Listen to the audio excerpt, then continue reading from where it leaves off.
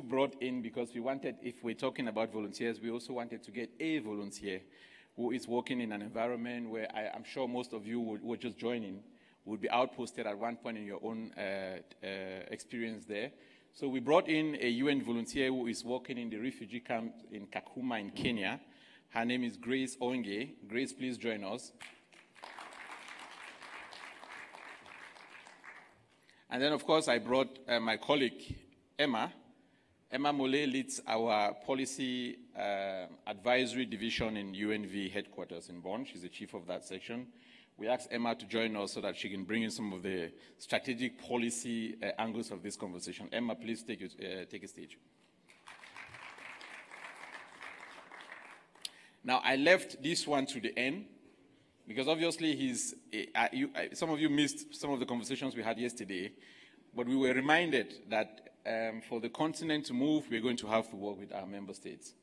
We're going to have to find creative ways of engaging our member states, and that those of you who are joining, especially those of you who are happy to be graduating from the African Union Youth Volunteer Scheme, that when you go out, it's also your responsibility to find ways of partnering and integrating yourself within member state structures.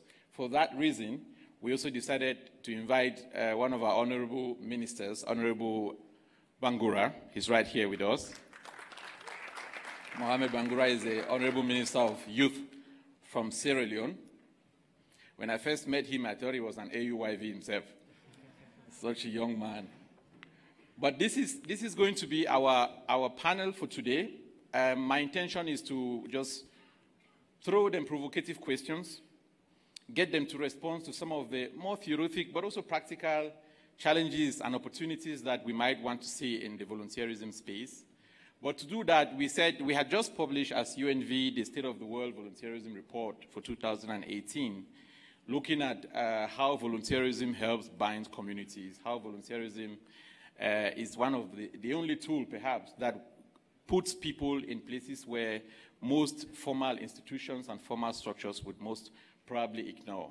So we have the UNV State of the World Volunteerism Report, from which this conversation, I guess, would derive itself. We invited Emma to do a little bit of a framing, so we're going to give Emma between 5 and 7 minutes to frame the conversation for us, and then she'll rejoin the panel, and we'll have an interactive Q&A session. So, Emma, I'll pass you over the podium.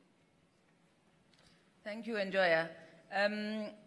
So today I'm going to highlight some of the key findings of the State of the World's Volunteerism Report in order to frame our conversation, this very important conversation on how youth and volunteerism can contribute to community resilience in communities which are marginalized and deprived. I'm going to take you through 3 important questions. First of all, what is the current situation with regard to volunteering in sub-Saharan Africa? Secondly, what are the distinctive contributions of volunteers and youth volunteers to community resilience? And thirdly, how can youth volunteerism for resilience be further strengthened? So trying to get figures on the number of volunteers is extremely difficult. But through the State of the World's Volunteerism Report, we have the most accurate figures available on volunteerism, and these are figures collected from the national statistical agencies of your countries. Globally, we know that more than 1 billion people volunteer, but if you convert that into the number of full-time workers, it's actually 109 million, and that's because people volunteer maybe 1 hour a week, 2 hours a week, so we need to convert the numbers actually into full-time workers. In Africa, if the time and efforts and volunteers were added together, it would make a total workforce of 12 million people. That may not sound a lot, but on average, if people volunteer 1 hour a week, that would mean that 484 million people are volunteering in sub-Saharan Africa. That is a considerable resource for peace and development and for the achievement of the SDGs. Emma's presentation, but I know that the AU obviously is the champion and leader of volunteerism around the continent. You've started this fantastic program that brings in a lot of young people every year and expose them to all kinds of mechanisms and issues across the continent. I wanted to ask you, just take a minute and tell me a little bit, what is the economic imperative for AU to have this volunteerism scheme, and why does the AU see this as a cardinal part of the 2063 agenda? All right. Thank you, Channel. Thank you, moderator. Thank you for the distinguished panel. Good morning, everyone. As introduced already, my name is Daniel Adunya. I'm the coordinator of the AU Youth Volunteer Corps. The topic of this morning's conversation is around the fiber that connects and using volunteerism. Now, I think Rwanda is the best example when we talk about volunteering and particularly community service of what volunteerism brings into nation building, community cohesion, and most importantly also the power of the youth in shaping our nations and the destinies that we want to build. And that links back to even the second question, innovations around even volunteerism. There is always a tendency to ask, whenever we think of innovation, that it always means about technology or modernization or something similar like that. But we're asking ourselves, what resources can we talk about? For me, innovation simply means solving contemporary challenges using the most efficient and effective ways. So again, case study Rwanda, while we were here for the past, for some 3 days, for others 2 weeks, we have noticed that principles like the Itorero or the Umuganda community services, how they have contributed to nation building, community fostering, and even development goals. So these are the kind of innovations maybe we want to tap into. And then going to the African and continental level, we start thinking like, so what are these contemporary challenges or issues that we are facing? And also touch into why then are we looking into youth volunteerism as a whole. As we all know, on the African continent, more than 70% of our population is under the age of 30, 35, which makes us the youngest population. There are other trends that are existing on the continent right now. One of them is things like urbanization, for instance. By 2032 or so, it's estimated that more than 50% of our population would be living in urban centers. But yet, the fiber that connects that we have been talking about mostly is attached to our community and community services. All our communities are built through community service. So are we asking now, because of urbanization, globalization, and other similar trends that exist, are we going to lose some of these values? And what is then the role of volunteerism? The speaker before me just mentioned some astonishing numbers, how much volunteerism is contributing to our economies. So innovation now would be around how then we tap into this big power of young people that we have, into the community ideals like the Itorero and Umuganda that we have, and we start answering contemporary questions like urbanization-related issues in our communities, that we don't abandon the minute we become urbanized our volunteer and volunteer spirits, but how do we use them to contribute meaningfully to the development of Africa. Now, at the African Union level, you are all familiar with the different development agendas that exist. You have the Global Sustainable Development Goals at national level. Then we have the Agenda 2063 at the continental level. And as you may know, the Agenda 2063 tries to contribute to the development agendas by going a step further and looking at integration and unity of the continent as a driving force. So it's with that perspective that the African Union has said volunteerism is actually part of the innovation here. Let's go back to volunteerism and community service spirit in achieving some of the continental objectives that we have, which means integration, free movement of citizens that we have, achieving global challenges by coming together. And the AU Youth Volunteer Corps is exactly that's what it's trying to do. We mobilize young people every year from all 55 member countries of the African Union and recruit them to serve in other parts of the continent where they originally don't come from. Through that, of course, as much as they are contributing through their skills and time to the community, we're also trying to achieve bigger challenges like tolerance, peace building, people-to-people interaction, and they are pushing on frontiers like young people mobility through the continent, pushing frontiers, barriers, and these are some of the walls we are breaking down using volunteerism and achieving the Africa we want. Thank you. I think I'm going to come back later on the intrinsic value of having an African volunteer corps. But maybe I skip the minister and I go to the UNRC. Chief, you've worked in, I visited you when you were in Niger, and I saw how enthusiastic you were in creating space for young people in the system. I wanted to perhaps give you an opportunity to tell us what value you see as the UN in bringing in young people through the volunteerism program in countries like Niger, in a country like Rwanda. Thank you very much, moderator. Is it on? Thank you so much, moderator. And good morning to you all. Three things I just want to say. One is that we need to get the concept right. I think that if you go to the definition of voluntary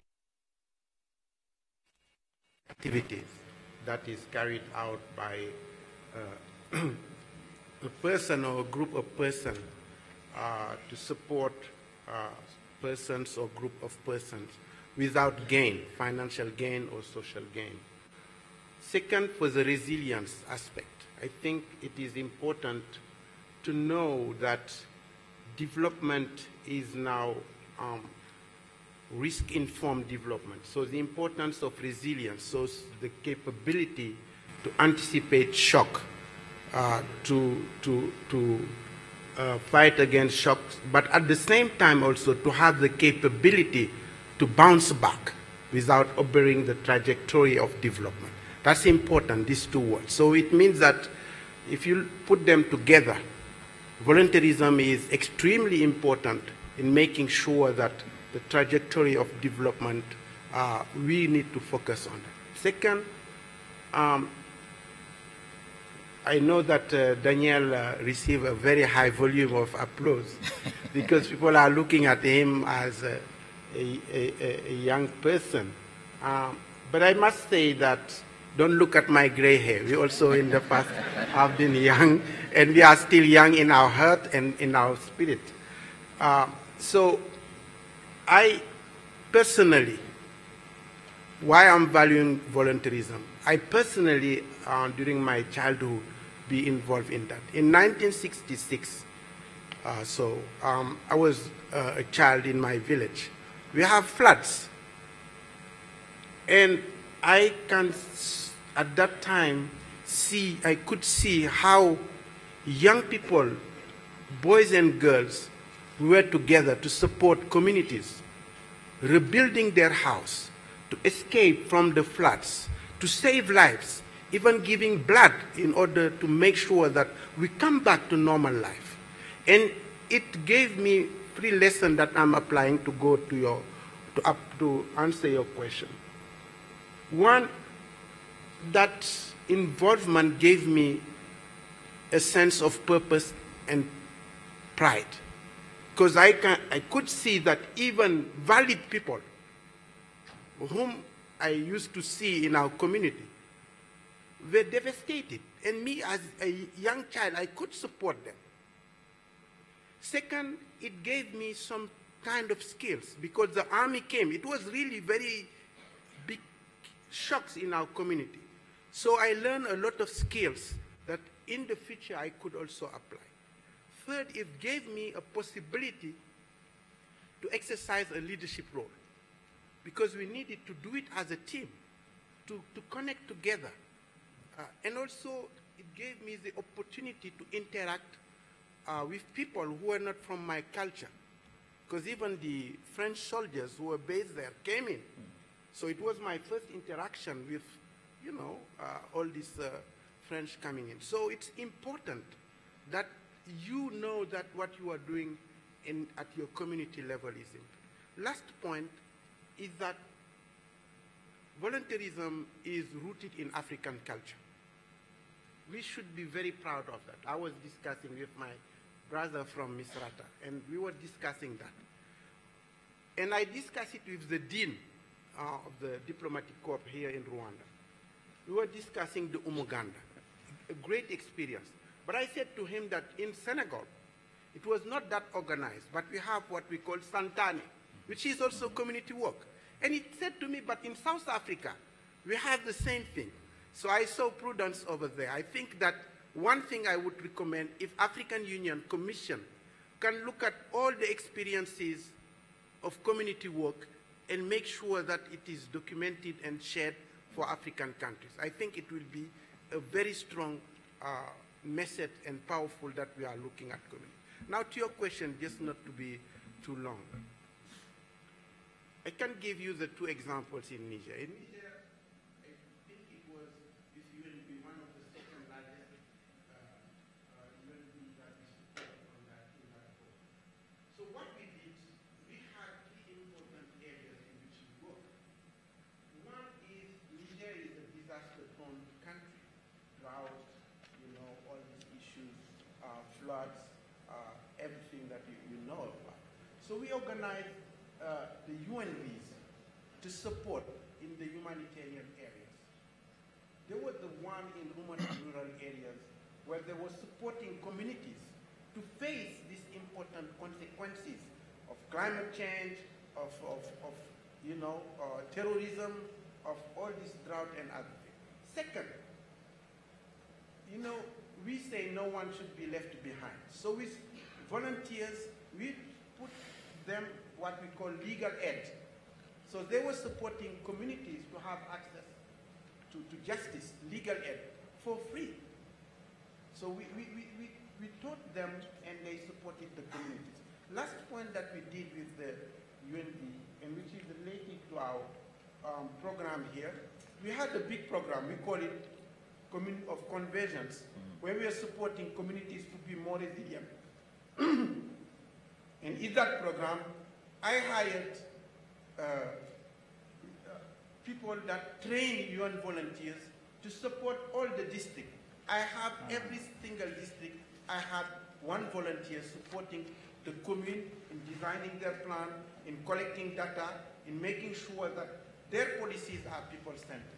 And at the global also I supported, in Rwanda I will not be long, in Rwanda we supported also with the election.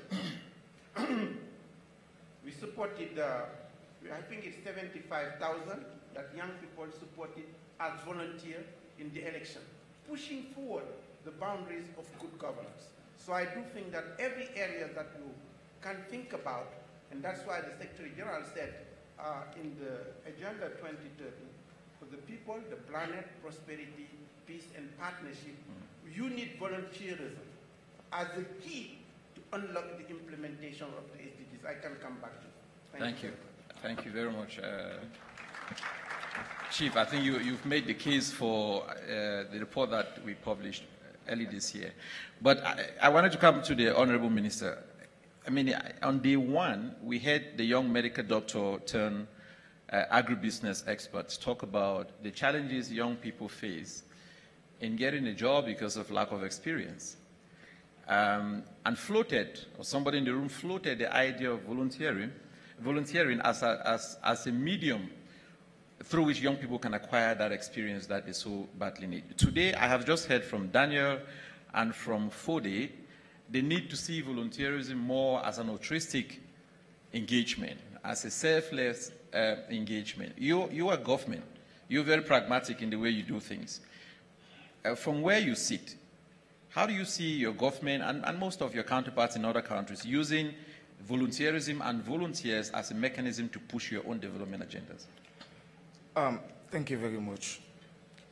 Like you really said, volunteerism itself has to do with folks coming together, doing a service that they believe in, that it can make the impact. Yeah? Throughout the challenges, throughout the shocks that we've been facing as Africans, we believe when we put our hands together, when we do things as brothers and sisters, we make the impact. Let me go back into the dark days of Africa. These are the days I refer to, the dark days, because it was during that time we have a lot of wars going on. You have the war in Sierra Leone, Liberia, here in Rwanda. You have community, young folks mobilizing to say, oh, we need to form groups to defend our community. They formed these groups to challenge whichever group that was invading. Done with that, come to the early 2000s, you have health shocks, you have environmental shocks, the Ebola, the mudslides. You have people coming together to say, let's come together and fix these things. Certain shocks that do appear, it's only when you have the passion, it's only when you feel to serve, selfless service, that you can do something like that. And there is no way we can succeed as a nation, there is no way we can succeed as Africans if we don't have quality volunteerism. I'll take back to my country, Sierra Leone. Looking at all what has happened during the dark days and the current, just the past Ebola and the mudslide that kills over 1,000, we realize that we need to capacitate our population. We realize that education is very key, because when you have quality volunteerism, you make the impact. In my country, it's only 2 out of 5 that can read. So we realize that having served during the war as volunteers, having served during the Ebola as volunteers, having served during the mudslide as volunteers, if we build the human capacity, it will transform, it will be more fruitful than the result we have. We realize that giving free education itself, it's key. Secondly, there is no way you can volunteer without getting something in return. You give. It's, Safari just said that it's something that you're not getting back. I'm once a volunteer. When I graduated from university, I decided to volunteer at Standard Chartered Bank. I was paid almost like next to nothing, but yet you get the experience. After the period, like the first speaker, like they said, you spend 2 weeks, 3 weeks, 4 weeks, or 3 months volunteering. The experience you get, you will use to empower yourself. After volunteerism, if you just sacrifice, give all what it takes, you will definitely make the impact. And Sierra Leoneans will sacrifice a lot. The free education is there. We realize that you can have it here. If you don't have it there, you can make the impact. We embark on agriculture to say, we've got our flagship program, which is education. When you build a very huge, when you empower young people, when you give free education, you get something back. And the reason why we embark on agriculture again is that I'll share my experience with you about poverty. When you're poor, you don't think straight. When you're poor, you're depressed. And when it gets to a point that you become hopeless, you can do anything just to survive. That's the reason why we have a lot of young folks running through the Mediterranean Sea today. And I was in a program in Geneva, before going to answer your question, I told them, there's no way you can stop Africans from moving through the Mediterranean Sea if you don't give us back hope. Hope here is key. Transparency, accountability, corruption has been the fabric that has been hitting us. When you volunteer, you expect your society to give back to you. That is to say, you serve in the military. To me, it's a volunteer, it's a national service. When you serve, when you do a national service, you expect at the end of the day, the nation itself, the government itself should be able to take care of you. In Sierra Leone again, a couple of days ago, we just launched the National Youth Service because we believe as Sierra Leoneans, we're supposed to serve. We're supposed to give back to society.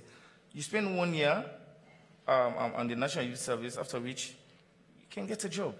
But as a nation, as a government, we've got a lot to do to compensate those volunteers. You can't spend 1 year volunteering, at the end of the day, you go back, you sit on a chair. What are we gaining? So we have a role. It's a network. You have government doing its own side, civil society, the UN partners, and the individual himself. when you have that passion to succeed, keep yourself focused. Keep your eyes on the ball to say, this is what I want to do. This is what I believe in. You start somewhere. Let me start by volunteering. I started volunteering as an accountant. I was there when I got my second job as assistant credit analyst. And later I got another job in the extractive industry as a chief accountant. It's because of the experience that I got from the bank, become an assistant credit analyst, and later become a chief accountant, now a politician. So you gain something. You said you volunteer without expecting. You might not get anything, but to me, what I believe in, when you volunteer, it's not only going out there for free. You're getting something. The idea you get, you'll be using in the future. And once you have an idea, nobody will take that from you. Thank you very much, Honorable. I think Fodi also made the point that there is an intrinsic but also an explicit value that you derive from being a volunteer. I'm going to come to you to get you the chance to ask some questions after Grace. I wanted to maybe give Grace a chance to tell us a little bit about her experience. She works in the refugee camp in Kakuma in Kenya, a place where even most Kenyans have never been to. And I think for us, she really represents the spirit of volunteerism, willing to go to those places where some of us have never visited ourselves. But you've listened to what, your fellow panelists have said. You've listened to the figures. Does any of these things ring through to the experience that you have in the field today? Okay. Thank you very much for the opportunity to be here. Good morning to everyone. So as you mentioned, I work in Kakuma, a refugee camp, but the place where I work is actually Kalobey, which is a settlement about 20 kilometers away from Kakuma. And what is unique about Kalobey is it's Kenya's sort of way of moving away from the refugee camp approach towards a more settlement approach, which brings about concepts of integration and brings about concepts of community-based protection. And my experience as a volunteer has been very unique because I am a volunteer working with volunteers. The project that I work with in Kalobey basically deals with young youths who go out into the community, who are refugees, who go out into the community to assist fellow members of their community. This is something I find very interesting because these are already vulnerable groups who are willing and dedicated to go out of their way, out of their own vulnerabilities to help other people in their community. And it now brings back to the discussion that we are having on, as a volunteer, when I enter a setup like that, what is my mentality? Am I viewing it as a means to an end, or am I viewing it as a contribution to the society? And they really challenge me, because if this is a volunteer who has undergone displacement, that's exacerbated shocks and stresses, and is still willing to give back to other members of the society, what about us who have been a bit more privileged in life? What should our motives be? It really makes me question our motives in volunteerism. But again, at the end of the day, being realistic, we all also have objectives and goals that we want to achieve in life. So we can't just sit back and say that, okay, I'm just here, I want nothing out of this, I'm just going to help the society, and after that, I am done. It has to be a balance. Yes, you gain, as I said, you gain with the process as you go on, but your motives need to really be pure, and you really need to question your purpose and why you are offering your time, offering your expertise, and offering your skills. So first, check your motives, and then also align that with your overall goals and your overall objectives, and you'll find that it's a perfect fit. Let me stay with you, Grace. I think I like what you've said. You've been very realistic. Push you a little bit. Why don't you tell us what your motive is, or where, and what your ambition is? It's important. You have a lot of young people here who are also joining as volunteers. It's important to let them feel comfortable, knowing that it's okay to have an ambition, even if you're a volunteer. Why don't you talk to them about that experience? Okay. So I have been working in Kakuma for about 2.5 years now. I'm currently working with UNHCR.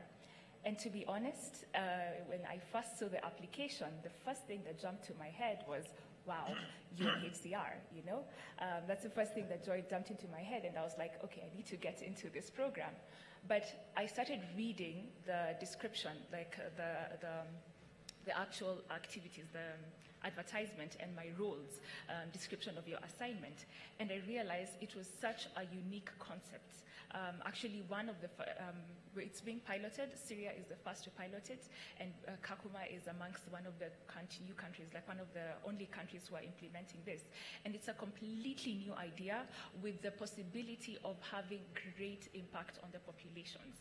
These are youth, same to me and you, who have been undergone so much, and yet we have the opportunity of working with them, building their capacity, and enabling them to get some sense of normalcy in their life. So when I read the description of assignment, my mentality started changing, and I started becoming excited about working with this youth, getting to contribute towards this long-term impact. And I think it's more exciting when you can see the end, and you can see the potential impact that you can have to a society. And with this volunteers, I see so much potential based on just their willingness, their excitement, their motivation, and it also motivates me. So it was a shift. Like I said, I went there thinking... Give me your answer. I want to open it up to the crowd. I mean, would you want to ask some questions too? Yes, I see one. I see the gentleman with the red cap. I'm assuming he's from Nigeria or Cameroon. So we're going to start with you, and then in the middle, we take 4. We come back, and we can always do a second round. So we start with you. Give him the microphone. Can somebody hand him the microphone? Microphone. Hello, microphone. There's one there. Can we get a microphone here?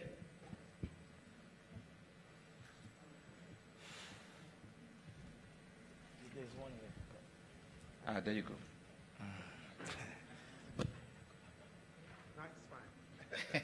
That's volunteerism, yeah? That's volunteerism right there.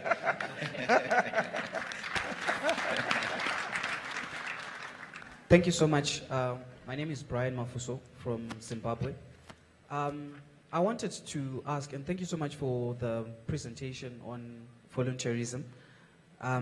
So my question was, are they sort of like guidelines towards volunteerism, towards sort of like a package that a young person or a volunteer can be entitled to?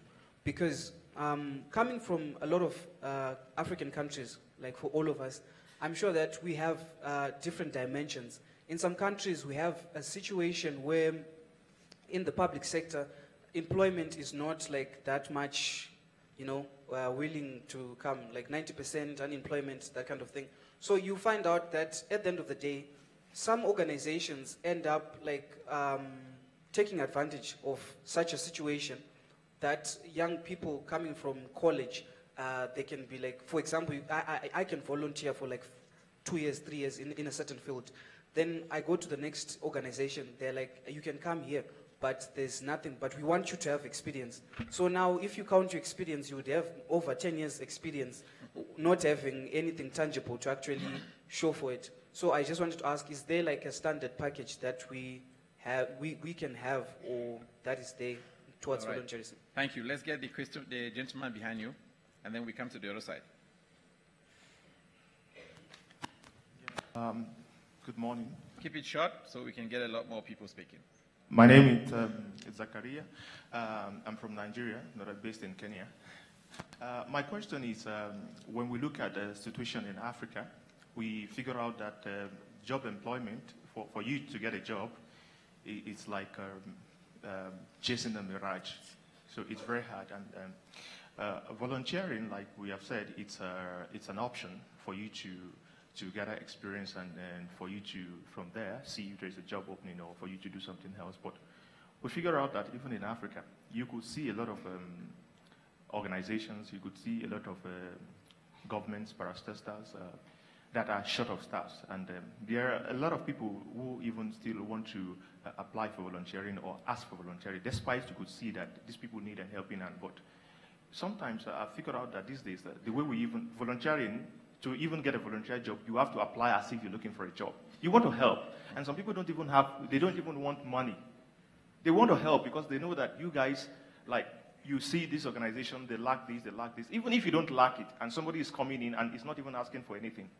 I think it's better for you to take that person, provided that person has that skill. But we find out that these days, even you need to apply for a volunteering job, and even they ask for experience. Where are we going in Africa with all this? You want a volunteering job, they're still asking you for experience. And how long have you been in that stuff that you want to volunteer? We need to start seeing this. Thank you very much. Thank you, Zach. Let's get the lady at the back. We'll come back to you, but let's get the lady at the back. Please keep it short so we can get a lot more people speaking. At the back, yeah, right there. Yeah, thank you so much. I'm Diana. I'm from Dar es Salaam, Tanzania. And for me, I just had a couple of things on the numbers in Africa and why there are few volunteers. I think we all come from backgrounds where there's a lot that is expected of us. And maybe the parents have spent almost every single penny they've had on you, and there are a couple of other siblings under. So the minute you graduate, they expect you start bringing in money because, again, you have to support your siblings. So when you begin to say, I want to be a volunteer, they don't get it. I want transport to go to work, they don't get it. So I think that support system is also still pretty weak. But also on the concept of branding. Because when you advertise and say, we want youth volunteers, that is not cool. I mean, it doesn't look attractive. For us, we used it in the beginning. We used to say, we want youth interns. And these youth were going to do amazing work in the communities. And for us, we thought that was a disservice. And then we decided to rebrand and call them youth leaders, community leaders. And that to them brings, even if the money is very small, maybe just give them a stipend for transport and communication. But the branding itself makes them feel like superheroes and they're doing awesome work for the communities, and that is something extra that goes along. So just had to share those few experiences. Thank you, Dan. Let's keep coming in front. Give the mic to the next person in front of you. The gentleman, seated beside Diane. Good morning. For now, we're getting a lot more comments, so we don't have questions yet. We only have two. Go ahead.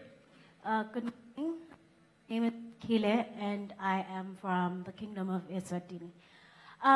For me, what I wanted to talk about was what the first speaker had already said. How do we actually professionalize young people's work? It's very important that these volunteer experiences are actually made professional.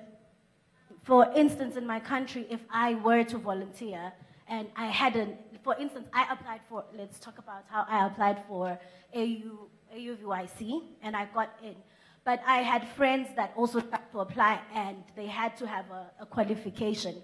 How do we actually have young people that don't have qualifications in the system of volunteering? Because I also think that we need to integrate them into the system because they also have something to contribute.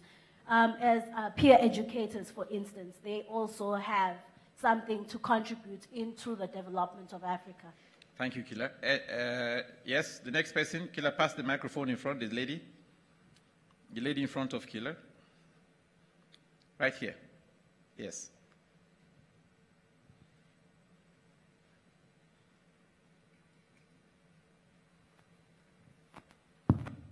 Okay, thank you so much. My name is Sophia, and I come from Rwanda. I work with VSO. So I think all of us in this room would agree the importance of volunteerism in transforming the lives of people, especially the marginalized one. So I think my first question is, young people have aspiration in terms of career development, yet we want also to help in transforming lives. So my question is, how do we strike a balance between, career development, aspirations, and then how do we, again, cultivate the culture of really volunteering, or the essence of volunteering? I think my second question is around inclusion. So how do we make sure that young people from different backgrounds, I will particularly mention young people, youth with disabilities, how do we make systems more, more open and more, more supportive to include these young people who have disabilities. Thank you. Thank you, Sophia. Maybe we get one round of feedback and then we can take another one. We still have almost 45 minutes. So maybe we allow our panelists to share their expectation, then we come back. Very quickly, I'm going to ask perhaps Fode, because I think the last question posed by Sophia is an all-encompassing question. How do you strike a balance between career development, professional growth, and aspiration plus volunteerism? You're the RSC, how did you get there? So I think the question is very important and helped me also to come a little bit on a comment from the Honorable Minister. I'm not saying that you are not getting anything. I'm saying that the drive should not be your financial return. But of course, in the process, you will gain. I read 2 studies, and to answer her question, in the UK, saying that 70% of people who are having the higher return on their wages were once upon a time volunteers. Because they have the interperson, and 80% who succeeded in interviews also were volunteers. Because they have interpersonal skills. It's not about QA, it's about social, and emotional intelligence. And that one, volunteerism will help you get it. Because you connect with people, as we are saying here. You have a drive, you have a purpose. You know your goal, and you can stand for your goals. And then also, in the process of volunteerism, you are gaining also skills and capacities. You are building your network. All these things which are important in this current world. So, career development, I do think that volunteerism is a key to that. Because of various aspects I mentioned earlier. Let me just put together the aspiration that you mentioned and the career development. I think the aspiration for me should be your inner fire.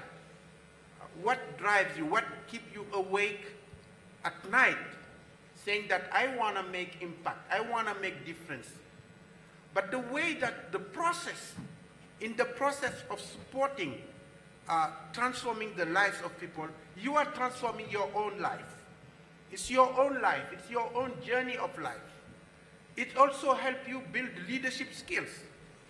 It helps you also build another aspect which is important. It is the flexibility and the capability to adapt. Because the various situations in which you are involved might change. Today it could be service delivery in education or in health. Tomorrow infrastructure. Tomorrow teaching, because the minister, Honorable Minister, mentioned education, which is very important. Last point on this aspect. I don't think that because you have a profession, you cannot volunteer. Still now I'm volunteering. When I'm going back to my communities, and I'm proud of that. What we call during the holiday season, I'm teaching the young people. Some of them now are engineers, some are CEOs. And still they can grab my hand saying that you help me, go through that. And I have my profession, I'm working with UN, but I'm still making that important aspect in life. So I do think, just to keep it short, that it is important to know that the way that we are, even within UN, just to give a quick example, as Njoya, you asked me to give. I was discussing with UN Women Regional Director. We are facing one issue. For example, internship. In our rules and regulations, you cannot pay. Even this young boy or girl coming to our offices, you cannot give her or him a stipend so that they can buy something or eat or do something. You cannot. So, to be honest with you, some interns that I'm having, I'm paying out of my pocket. I can see them coming to the office. They can't afford having the transportation. They can't afford having the lunch. But I'm proud that these young people are the most important and bright and, you know, purposeful people. And this is the one that where we need really to build.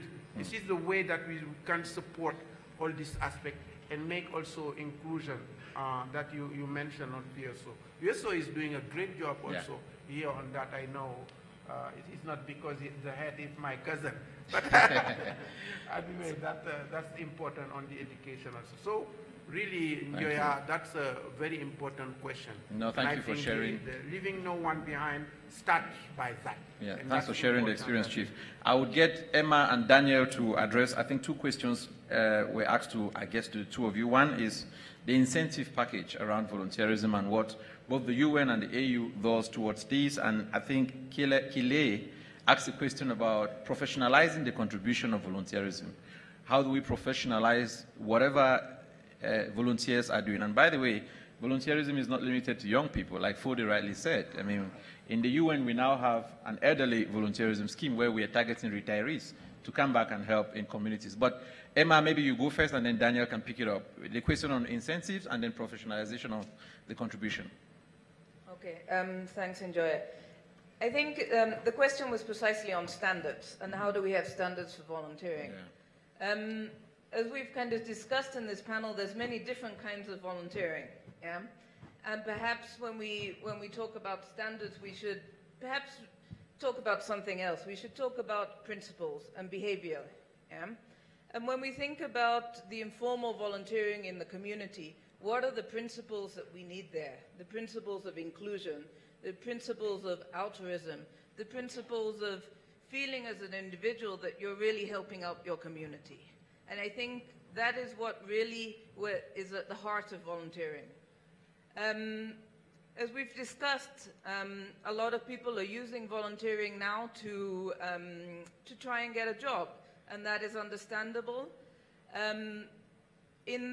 Globally, the definition of volunteering is that people volunteer in a job and the remuneration package is 1/3 of what you would normally get for a job, yeah? And that basically gives an incentive, a financial incentive. It reflects the reality of the situation that for many young people it is expensive to volunteer in a formal setting, yeah? There are also efforts globally to set standards for volunteering, yeah? And some of these initiatives are led by our colleagues at VSO. I think the challenge of that is how do you get a standard which is really applicable to all these different kinds of volunteering? So for me, it really comes back to those principles, those behaviors, and really we're able to, and Fode gave a good example of, you know, how you're individually incentivizing people to really kind of provide some stipend that allows especially young people who perhaps don't have the financial means to volunteer in a formal setting to do so. Thank you.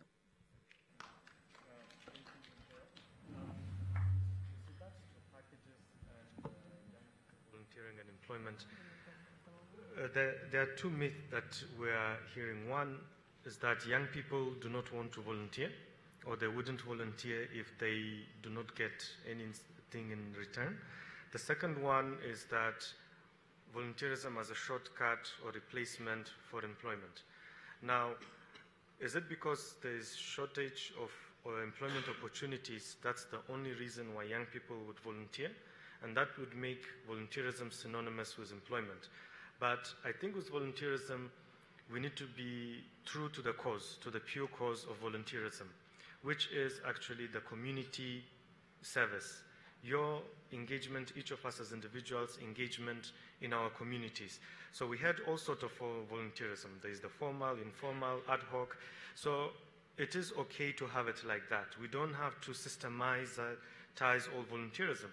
Imagine ad hoc volunteerism in your village where you have to support your community when they lose a relative or something. You say, now we have to formalize it and put it under a system and remuneration system next to it. No, it would not work. That would kill the spirit actually of volunteerism.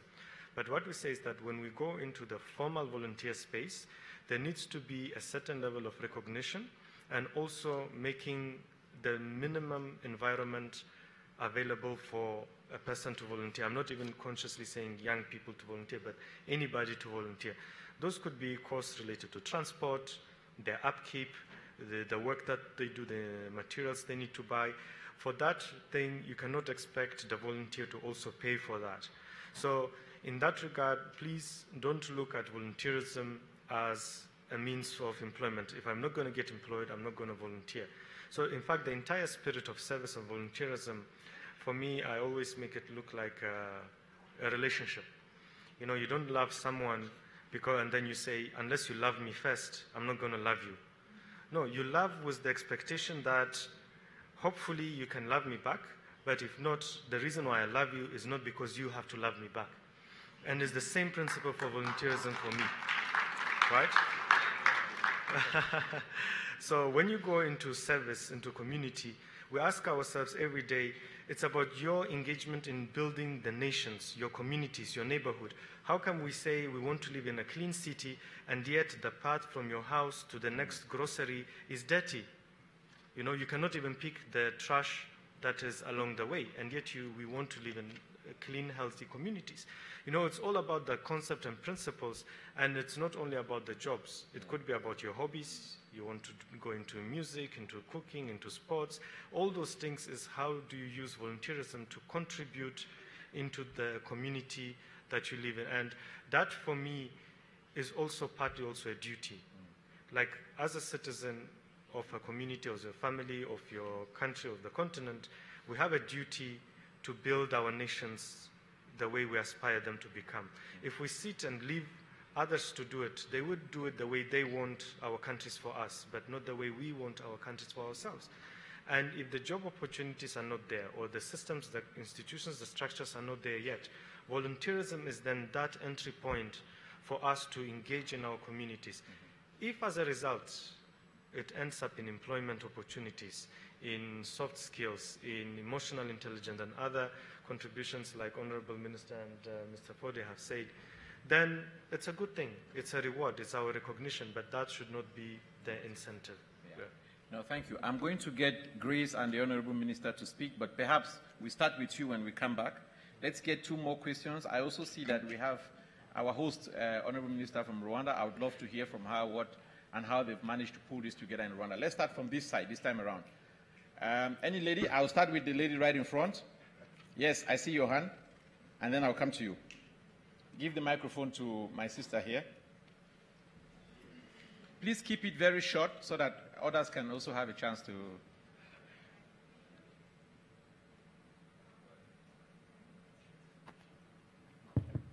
Perfect. Hi, my name is Andre. I come from Gabon. I'm actually an Oxfam volunteer, and I just finished my training for the AU Youth Volunteer Corps 2. My question will be, I will pass the comments, okay? I'll go straight to the question. And you should feel free to direct your questions to any one of them. Want to answer it. Okay. I wanted to hear about innovative volunteerism, because there is a lot of volunteers in this room, so we know what volunteerism is. So we would like to learn about, what is innovative volunteerism? What other type of volunteerism can we do? Is it about the, in French there's this distinction between benevola and volunteerism. So I'm like, how can we go further on that? And also, the solution to what?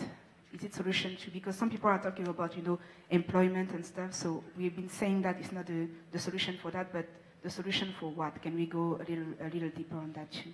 Thank you. Thank you, Andre. Let's get my comrade here. He had his hand quite.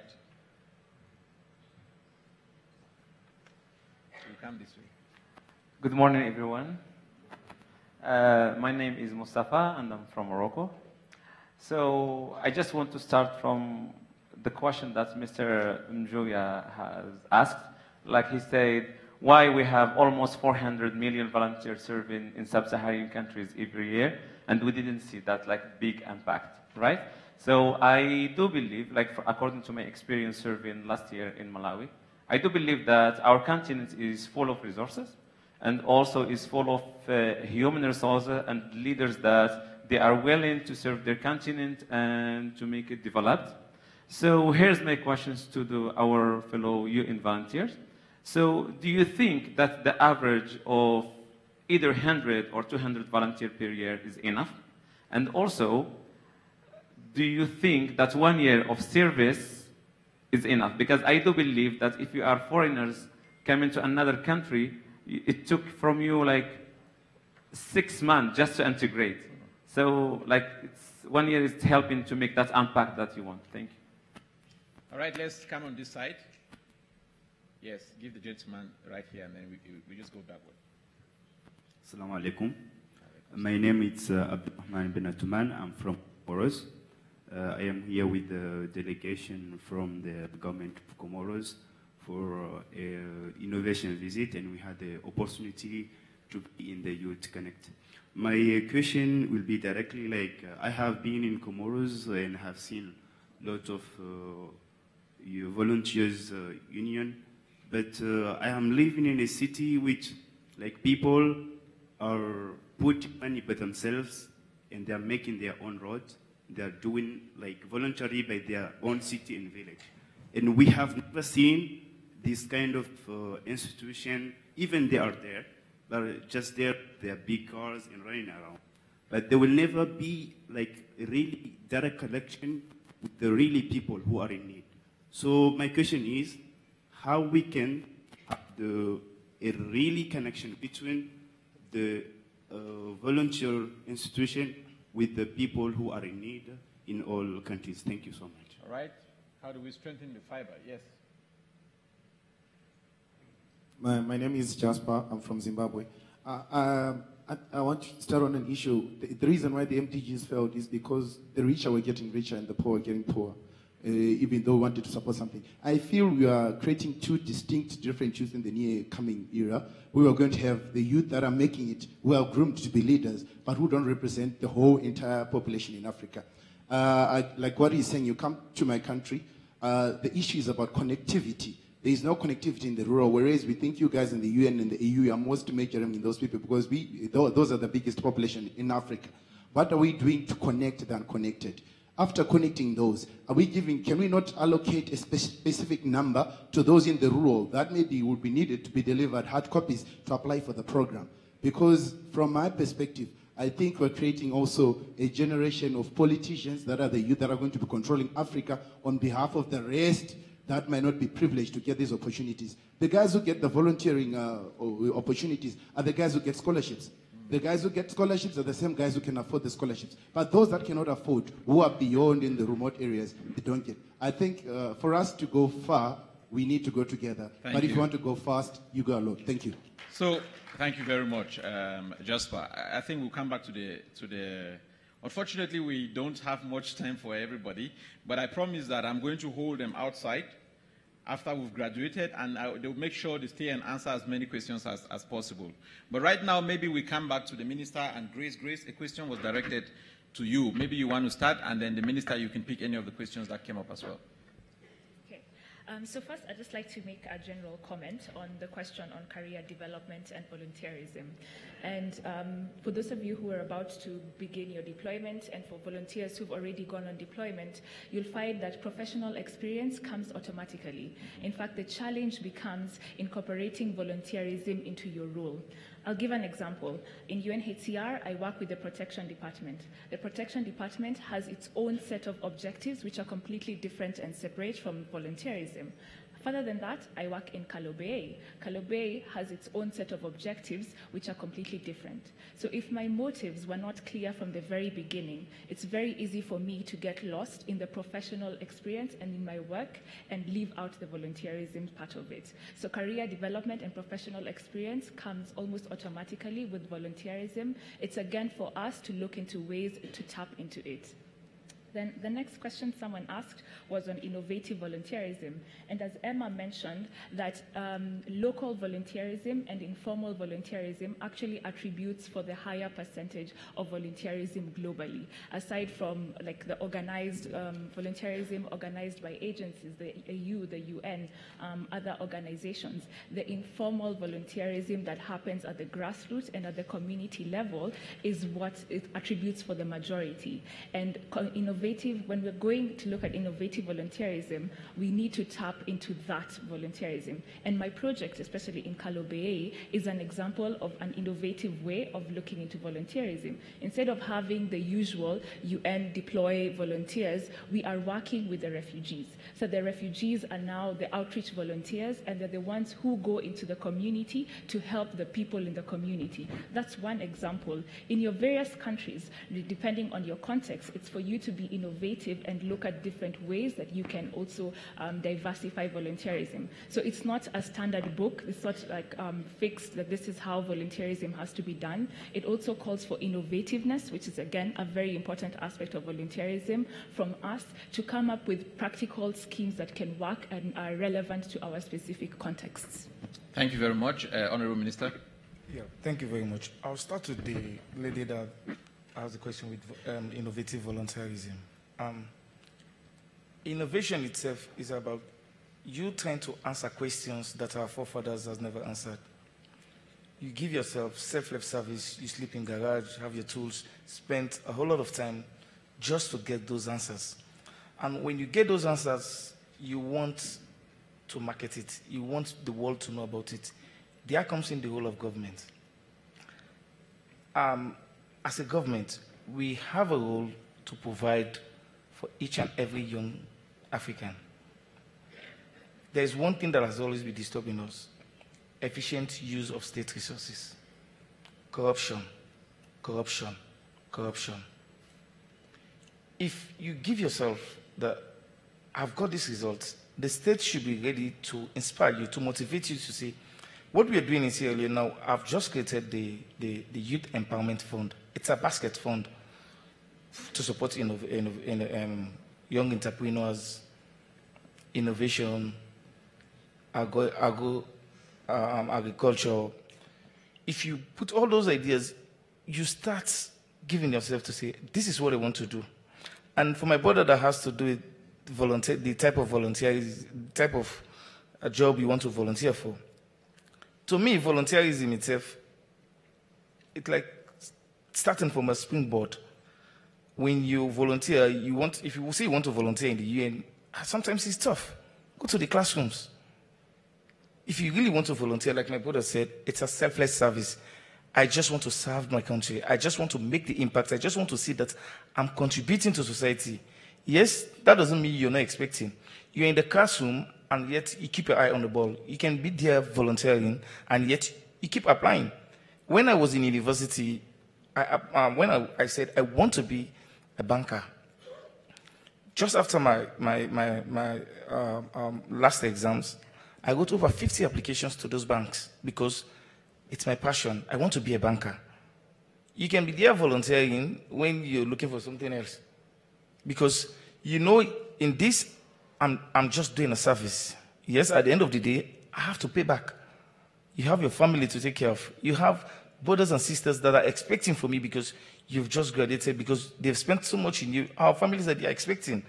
And in terms of national service, giving back to society, like the National Youth Service Corps that we've just established 3 days ago, you come there, you spend 1 year.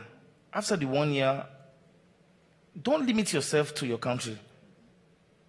I'll tell you my experience again when I was in the extractive industry. We have a company, multinational company called London Mining. London Mining has a branch in Sierra Leone, Guinea at that time, and there's another one in Colombia. I was working in Sierra Leone, still focused on another job in Colombia. Don't limit yourself, because I know I can do anything. Yeah. I know you bring whatever job. I know when you focus to say, I want to do this, yeah, the passion to succeed. But it starts somewhere. Thank you. I think I would love for the Honorable Minister in Rwanda to say something, because if there's one country, and I think we can all agree to that, if there's one country where the true spirit of volunteerism beyond economic is exemplified, it's Rwanda. I said this when I met with my comrades at the AUIV project, and I said, if you go around Rwanda, you don't need to tell anybody, please do not litter. Do not throw trash around the street. If you go around Kigali city, You see young people taking 5-10 meters to pick a paper and put it in a trash can. Nobody, no gun, nothing behind them. And I find this really fascinating each time I come here. And I think I'd love for her to just tell us a little bit, what is behind the success that you have seen in the spirit of volunteerism in the young and the old in Rwanda? Can we get the microphone to the boss lady?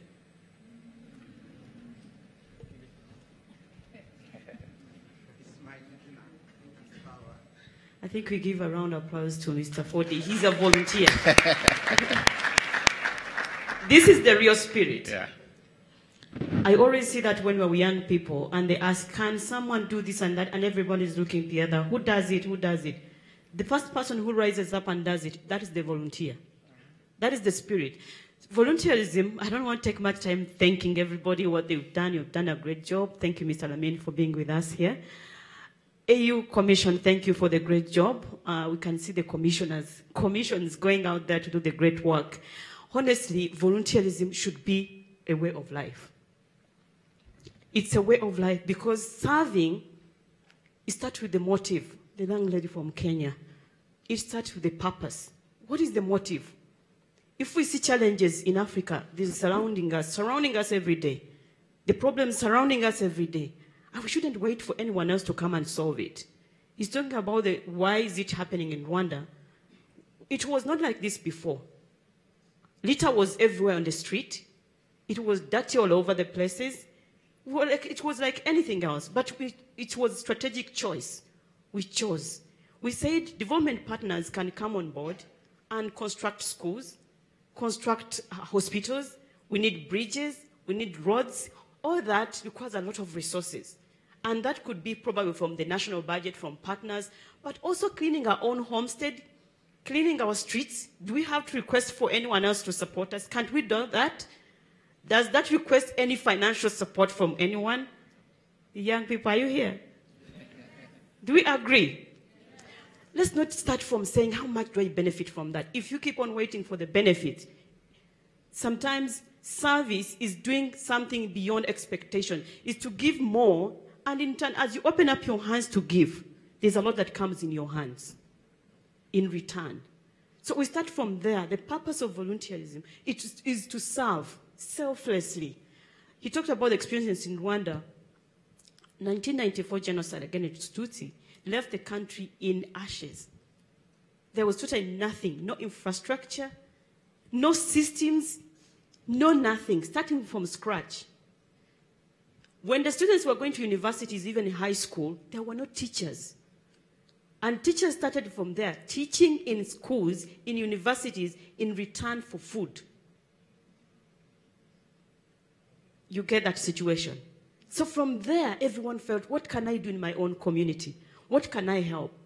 I heard you talking about experience, that you're waiting. They ask us experience. Get the experience from your own community. There's a lot of literacy that is needed in your community. You are graduates, you're high school students. You have at least some level that you have much more than the community itself. Can you start with using the schools that are in holidays and bring adults, teach them how to read and write? That is the experience you're gathering. Start from within your community. You might say, this is an old woman there, has no children. Can we gather ourselves 6, 7, 10 young people in that community? Let's go and help this person, this old woman, old man. He's worth your grandfather. Can we go and help this person? Don't go in return, old man. How much do you give me in return? The spirit really is getting out of the way of spirit of serving. And you see, even on the street, when you're carrying someone's bag to help, they're asking for return money. So the money is good, but let's have the spirit of serving and supporting each other. Just shortly, if I could talk about the experience in Rwanda, I talked about in school teaching. Secondly, we had after 1994 genocide against Tutsi, there were many people in prison, and we had no solution but only to use our homegrown solution that we used before colonization, called gachacha. Gachacha courts, where people would sit in their community and say, you participated, you perpetrated, let's use the truth and reconcile the community. All those judges that the community were not paid anything, but they were doing at their own proximity in their own communities. We have also Abunzi. Abunzi is community mediators. To reduce on many courts or many cases in court that we have, you need more judges. We starting, there's a level of a case that goes to the court and others could be managed at the community. So you have two people with integrity that are chosen the community called Abunzi. Abunzi is mediators that can mediate these two people before you take it to the court, so that you minimize on many cases going to the court. All those are doing voluntary work. And it is done in the evening after your work, after farming, after trading your small businesses. We have, there are many, but we can also talk about the young people, what they do in Rwanda. After high school, we have Itorero. Itorero program is the usual way of training our young people before colonization. At 11 years, you would be taken to Itorero and you stay there for 11 years. You come back when you are 22. That was before colonization, before schools, formal schools came in place. And by the time you leave at 22, they know what you're good at. This one is a good judge. He's a good teacher. He's good in agronomy. He's good as medicine. So they would know what you're good at. And then they nurture you in that way. So with the modern education, what Itore is doing, we let our young people go through education, a formal education, but we bring another component of Itore that brings back the values. What do you stand for as a Rwandan? That helps you to nurture the values of an African, a Pan-Africanism. So all this is embedded in the systems that we could create at whatever level. But young people, I really want to encourage you. Let's not talk about what is the UN going to do to connect villages. What are you going to do with your education? We have young people here that have already created small bridges at their level, that have put hydroelectric systems in their communities, small, connecting 3, 4, 5 families. Can we start from there? If everyone contributes something, and starting from your community, that is enough experience to give you exposure, to give you connection, and give you also experience that you need. I thank you very much. So I think I would give you guys one minute just to wrap up. Before we wrap up the session, I think we're almost running late for our next program. Let me just go down the line. Daniel, what about you? What is the future of this volunteerism, and how do we open that? How do we make the space bigger? 1 minute. It's very difficult to speak after the Minister has said everything. But one key thing she said, it's about choice. And us coming here is also we chose, and it's because we believe in volunteerism. But I think there's the other half out there that we need to pull also into spaces like this. We're already in the spirit of volunteerism. Let's spread it, let it become our culture as it always has been. Let's use innovative mechanisms so that volunteerism becomes our habit, our culture in our everyday life, and let's spread it, and the communities that we dream would come with us as a reward from volunteerism. Honorable Minister, 1 minute. Selfless service, the passion for young people to succeed. The destiny of every young African is not in the hands of any government. You have to believe in yourself. The inner man, there's something in you that you know you are good at. Go in for it, and the sky will be your limit. Thank you. Thank you very much. Chief. Just I want to say that your present and your future are in your hand, and you are the person who can frame the Africa futures. Don't ask, as somebody says, don't ask what your country can do for you. Ask yourself what you can do for your country and your communities. Thank you. Grace, 1 minute. I'd just like to say, as volunteers, let us be part of a cycle. Let us not only benefit, but pass on what we are benefiting to others and empower them to pass it on to others, so that we create a cycle that doesn't stop with us and continues even beyond us. Thank you. Emma? I'd just like to finish by saying, let's use that spirit of altruism, of wanting to help others, to really increase those figures, what I discussed at the start, those 12 million people in Africa, 12 million people composing the complete workforce as volunteers. Let's make sure that that number becomes even bigger, that we can work together to volunteer, to help our communities, and to achieve the Sustainable Development Goals. Thank you very, very much. I had a whole note I was going to conclude with. I wanted to make a big speech at the end, but I'll refer you to what the minister said as my closing speech. Just to note, everybody here is expected very urgently to rush to the auditorium once our speakers are gone. But on the last point, remember, when Fodi went volunteering in 1966, they didn't have iPads, they didn't have computers, they didn't have notebooks, they didn't have anything. We're in 2018, you can volunteer from the confines of your home. And to my sister, that is the spirit of the innovative part of volunteerism, that you no longer have to trek for 8,000 miles to go and volunteer. In the confines of your home, you can still create change, the change that you so heavily desire. Thank you very much. I ask you all to help me and give my panelists a big round of applause. And let us rush very quickly now. All the delegates, please. Oh, yes, come. You want to do the announcement? But anyway, they've clapped for you, so we can leave now. Thank you guys. Another round of applause to the panelists for the rich conversation we just had. So, ladies and gentlemen, thank you so much for joining us this morning. I just wanted to announce and correct the announcement briefly. We're going to continue in this room with the graduation of AU Youth Volunteer Corps. It will be a session that I encourage those of you who are interested in participating in to stay for. We have a batch of 90 young volunteers who've been taking pre-deployment training and who are about to go back to their countries and eventually be deployed in other countries for work. So those of you who are interested in participating in this session, please stay seated. The session is going to start right away. And alongside that, we are going to have a parallel session that's taking place in auditorium, Face the Gorillas. It was also on the agenda. So those of you who are interested in joining that session, I would invite you to get up and leave so that we don't have a lot of commotion when we begin this other session. Thank you very much. And I now invite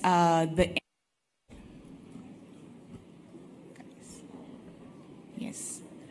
I invite those of you who are participating to move forward. Move forward if you are in the back so that we fill the front seats. Thank you very much.